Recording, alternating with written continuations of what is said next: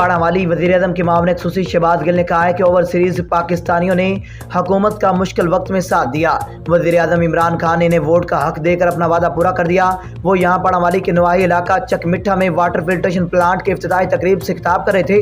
पाड़ावाली में वज़ीर-ए-आज़म के मामले खुसूसी शहबाज गिल ने कहा है कि मौजूदा दौर में हर चीज़ कंप्यूटराइज्ड है, तो कंप्यूटर वोट डालने पर एतराज़ क्यों है। ये इक़्तिदार से महरूम टोला मुर्दे हुए लोगों के वोट डालकर जमहूरियत पर डाका डालने के अमल को बरकरार रखना चाहता है, क्योंकि कंप्यूटराइज्ड मशीन ने मरे हुए शख्स का वोट कास्ट नहीं करना। उन्होंने कहा है कि कंप्यूटराइज्ड वोटिंग का अमल शुरू करने से एक गांव में 25,000 वोट डालकर दूसरे गांव में फिर 25,000 जाली वोट डालने के अमल को ख़त्म होने से इनकी रातों की नींदें उड़ चुकी हैं। उन्होंने कहा है कि पाकिस्तान का 80% ओवरसीज मिडल ईस्ट में बैठा है। शहबाज गिल ने कहा है कि ये वाहिद हुकूमत है जिसे चैलेंजेस का सामना है।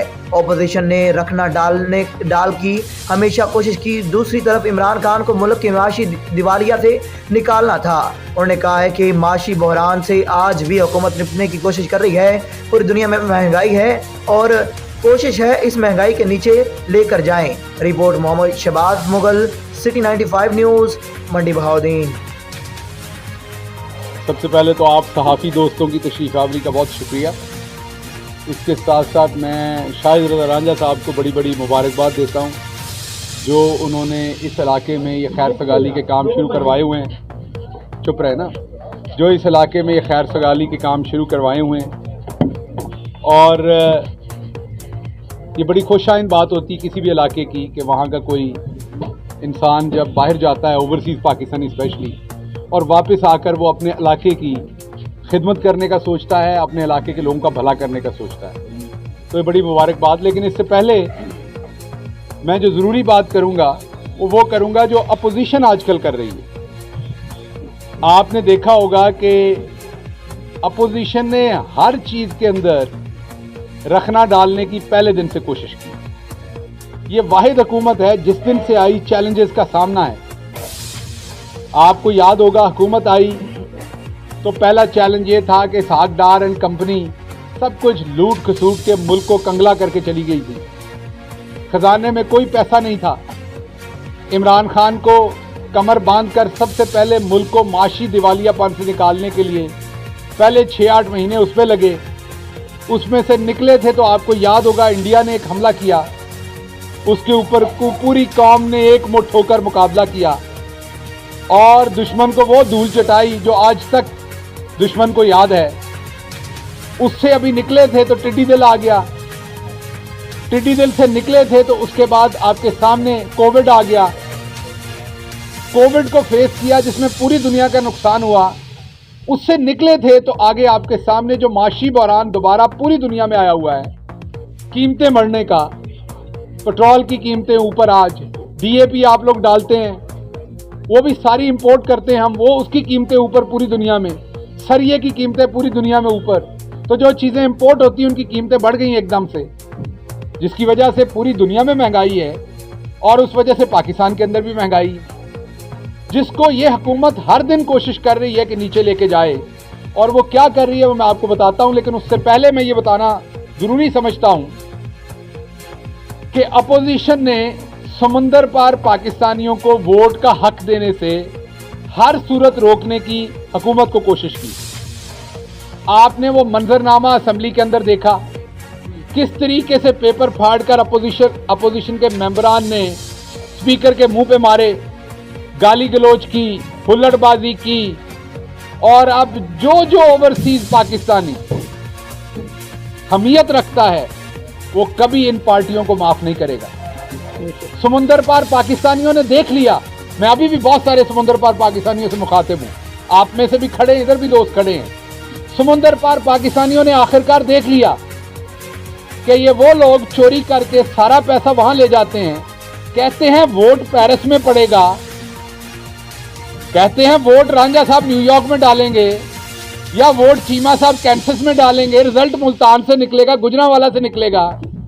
और बेशर्मो वहां से कर्जा लेके पैसा यहां लाते हो, यहां से लूट के वापस अपने अपार्टमेंट जाके कैंसस, न्यूयॉर्क और लंदन में बनाते हो। वो यहां से हुंडी का पैसा वापस चले जाए वो ठीक है, लेकिन अगर ओवरसीज पाकिस्तानी का वोट आ जाए वो ठीक नहीं है। तो वोट जो है वो हराम है, यहां पर आना ओवरसीज का बाहर से, और यहां से टीटी जाना बाहर जो है वो हलाल है लूट मार के पैसों की। पहली बात।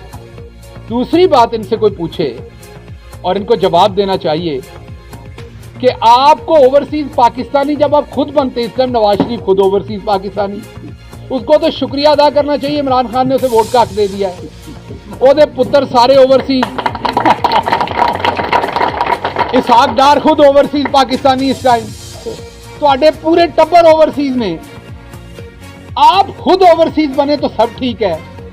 और वो एक बेशरम इंसान एहसन इकबाल साहब, वो कहते हैं ओवरसीज पाकिस्तानियों को पाकिस्तान की सियासत का पता नहीं है। अपना बेटा अमेरिका में पढ़ रहा है, उसको वहां से लाके नारोवाल में जिला काउंसिल की इलेक्शन लड़ा के जितवाता है। तेरे पुत्र ਨੂੰ पता है, तेरे पुत्र ਦੇ ਦਿਮਾਗ 'ਚ 800 सीसी ਦਾ ਦਿਮਾਗ है सिर ਦੇ ਵਿੱਚ, ਤੇ ਬਾਕੀ ओवरसीज ਦੇ ਦਿਮਾਗ ਜਿਹੜਾ 8 सीसी ਦਾ है, वो भी तेरे पुत्र तरह सियाने ने सारे। अगर आपके बेटे को सियासत आती है तो फिर एक आम ओवरसीज पाकिस्तानी को भी पाकिस्तान की सियासत आती है। आम ओवरसीज पाकिस्तानी जो है उसका क्या दिमाग कम है कि उसको समझ नहीं आएगी पाकिस्तान की सियासत। एक बंदा जो कतर में रहता है, बहरीन में रहता है, अबू धाबी में रहता है, अमेरिका रहता है, कहीं भी, उसकी माँ बाप भाई बहन सारे यहां हैं। तो आप मुझे बताएं कि जब उसकी माँ बाप बहन भाई सारे यहां हैं, उसकी बकरी भैंस, उसकी मस्जिद, उसका इमाम मस्जिद, उसके माँ बाप की कब्रें, ओदे यार संगी साथी सारे रिश्तेदार सारा कुछ इत्थे, वो वोट नहीं इत्थे दे सकता, पैसे घल सकता है।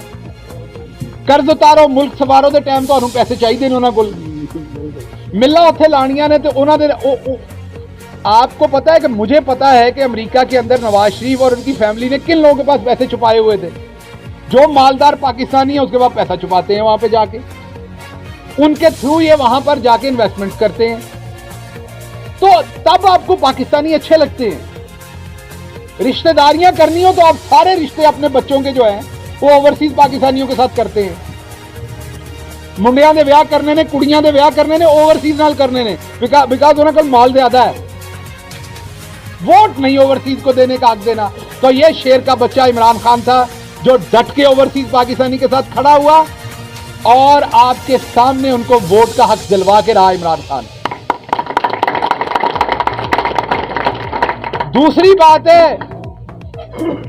इलेक्ट्रॉनिक वोटिंग मशीन, हर चीज मशीन पे। यही शहबाज शरीफ था, आपको कहता था मैंने पूरा रिकॉर्ड करना है पंजाब का कंप्यूटराइज,